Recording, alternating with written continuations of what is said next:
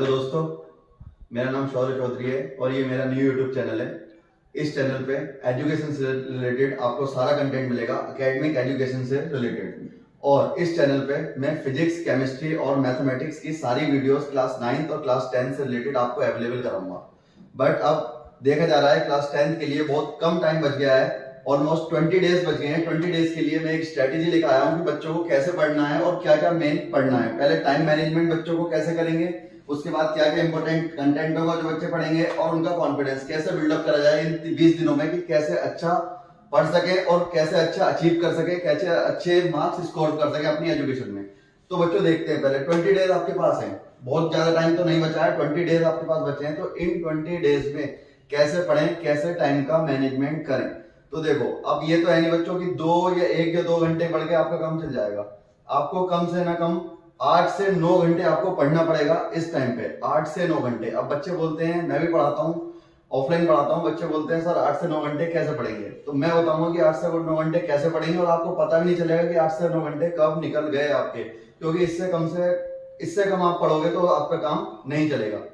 तो देखो, 8 से 9 घंटे पढ़ने से पहले एक टाइम टेबल आपका सेट होना चाहिए। इन 20 डेज के लिए टाइम मैनेजमेंट में सुबह आपको 4 बजे उठना पड़ेगा। सुबह आपको 4 बजे उठना पड़ेगा, क्योंकि जब लोग सो रहे होते हैं तो आपको सुबह उठ के पढ़ना पड़ेगा। आप 4 से 7 एक क्लास लो, अपनी स्टडी करो। 4 से 7 3 घंटे आपके यहाँ मैनेज रहेंगे। जब लोग सो के भी नहीं उठेंगे, आपके दोस्त सो रहे होंगे, उस टाइम आप 3 घंटे पढ़ चुके होंगे। 7 बजे से 10 तक आप अपना सारा काम कर लो, आपकी नहाना धोना खाना पीना सारी चीजें कर सकते हो। फिर आप 9 बजे या 10 बजे आप दोबारा लेके बैठो, 3 घंटे आप काम करो, 10 से 12, फिर 2 घंटे की एक क्लास लो। तो आपके कितने हो गए, आपके 3 घंटे तो यहाँ मैनेज हो रहे हैं और 2 घंटे आपके यहाँ मैनेज हो रहे हैं। ये 5 घंटे जब आप पढ़ लोगे, लोग अभी सो के उठ के खा पी रहे होंगे, आप 5 घंटे अपने यूटिलाइज कर चुके होंगे 12 बजे तक। उसके बाद आप जल्दी सुबह उठे हो, 2 घंटे आपको सोना है, 2 बजे तक सोना है, फिर उठ के खाना वाना खाना है। 3 से 5 फिर से आपको पढ़ाई करनी है, 3 से 5 फिर से आपको पढ़ाई करनी है, मैंडेटरी है ये। 20 दिन में अगर इतनी पढ़ाई आप नहीं करोगे तो आप नहीं कुछ कर पाओगे, कुछ भी नहीं अचीव कर पाओगे, मैं बता रहा हूँ। फिर 5 से 7 आप घूमो फिरो, कुछ भी करो, टीवी देखो, मोबाइल चलाओ, कुछ भी करो। फिर से 7 से आपको 9 बजे तक फिर पढ़ना है। अब आप टाइम मैनेजमेंट देखो, 3 घंटे आपने यहाँ पढ़े, 2 घंटे आपने यहाँ पढ़े, 3 से 5 2 घंटे आपने पढ़े, 3 2 5 2 7 2 9 घंटे आपने 9 बजे तक पढ़ लिए। सुबह आपको रात को आपको जल्दी भी सोना है। जल्दी क्यों सोना है, क्योंकि सुबह आप 4 बजे उठ भी रहे हो, ठीक है। आपकी नींद भी पूरी हो रही है, 2 घंटे रेस्ट भी मिल रहा है, खेलने कूदने को भी 2 घंटे मिल रहे हैं शाम को 5 से 7, और आपकी पढ़ाई भी पूरी हो रही है। अगर आप बच्चों नहीं पढ़ोगे, आपको 9 घंटे भी ज्यादा लग रहे हैं ना, तो कुछ नहीं हो पाएगा, क्योंकि बोर्ड एग्जाम है। इस बीच में भी आपकी पढ़ाई नहीं हुई, अगर आप कुछ नहीं कर पाए, क्योंकि पागल हो जाओ बिल्कुल, रात दिन आपको एक ही चीज दिखाई देनी चाहिए कि बोर्ड। सुबह मैं उठ भी रहा हूँ तो सो के उठूंगा तो ये सामने एक बोर्ड लगा लेना, पेपर लगा लेना, उस पर ये लिखा रहना चाहिए कि भाई एग्जाम है। सो रहे हो तो सपने भी बोर्ड एग्जाम के आने चाहिए। एक इंपॉर्टेंट टॉपिक, जो भी आपको किसी टॉपिक में प्रॉब्लम है तो एक पेपर बनाओ, उस पर वो टॉपिक लिखो, वो फॉर्मुलेज लिखो। मैथ में प्रॉब्लम हो तो मैथ के सारे फॉर्मुले, ट्रिग्नोमेट्री के फॉर्मुले सारे लिखो। उठ रहे हो, खा रहे हो, पी रहे हो, जा रहे हो, उस पेपर को रखो साइड में, पढ़ते रहो। जो भी वीक पॉइंट्स है सारे लिख के रख लो एक पेपर पे, वो सारे वीक पॉइंट्स पढ़ते रहो, वो याद रहेंगे। कुछ भी कर रहे हो, घूम रहे हो, अपने दोस्तों के साथ खड़े हो, उस पेपर को निकाल के पढ़ना चालू कर दिया, अच्छा फिर रख लिया कि हाँ भाई बात हो गया। तो ऐसा अगर आप पढ़ोगे, ये सारी चीज आप दिमाग में रखकर पढ़ोगे, तो इस 20 दिन में, ये देखो ये 20 दिन ही है जहां अपनी परसेंटेज को आप 80% की तैयारी सब कर चुके होंगे।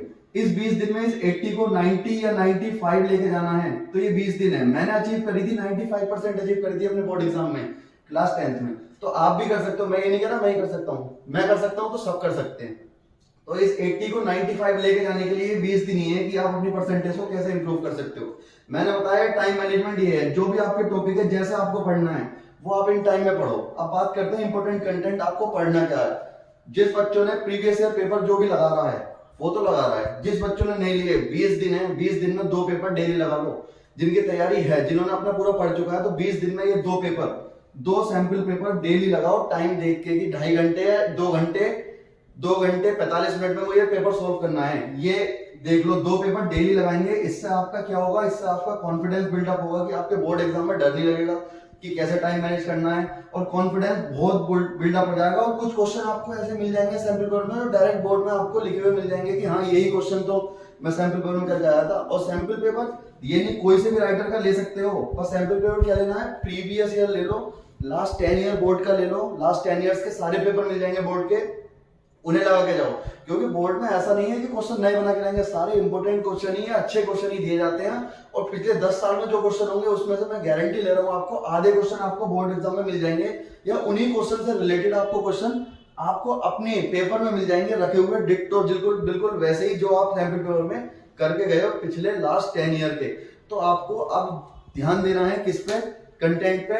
और जो बच्चे ऐसे भी हैं जिन बच्चों ने बिल्कुल पढ़ा ही नहीं, तो आप अपना देखो कि हर टॉपिक की वेटेज क्या है, हर टॉपिक की वेटेज क्या है। जैसे मैथ का ले लो, मैथ में 5 टॉपिक ऐसे हैं जिनकी वेटेज है 40 नंबर अचीव कर लेते हैं। 5 टॉपिक, जैसे टेक्नोमेट्री हो गया, सरफेस एरिया हो गया, ट्रायंगल हो गया, ये सारे टॉपिक, और स्टैटिक्स हो गया, ये सारे टॉपिक ऐसे हैं जो आपको 40 नंबर दे सके। 5 टॉपिक 14-15 चैप्टर में से 5 चैप्टर ऐसे हैं जो 40 आधे नंबर, 80 में से 40 नंबर तो 5 टॉपिक दिला रहे हैं।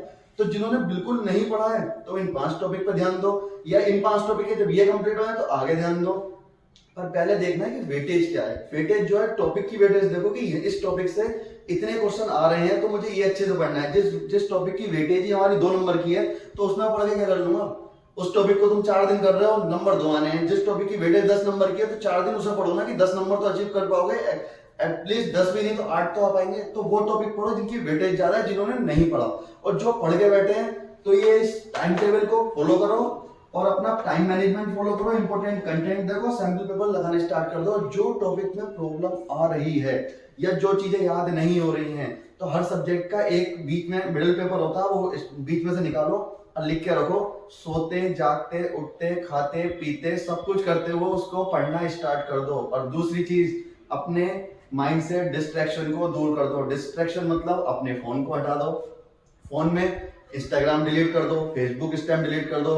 किसी की भाई की अगर छोटा भाई को देख रहा हो, गर्लफ्रेंड हो, तो उससे बोल दो कि भाई अभी 1-2 महीने रुक जा, मेरे बोर्ड एग्जाम है, मुझे पढ़ने दे। क्योंकि अपने पेरेंट्स के लिए तुम्हें कुछ करना है, यही टाइम है। अगर परसेंटेज अच्छी आ गई तो पेरेंट्स भी खुश रहेंगे। बहुत पेरेंट्स के सपने होते हैं कि मेरा बच्चा कुछ अच्छा करे, क्योंकि 9th के नंबर कोई नहीं पूछेगा तुमसे।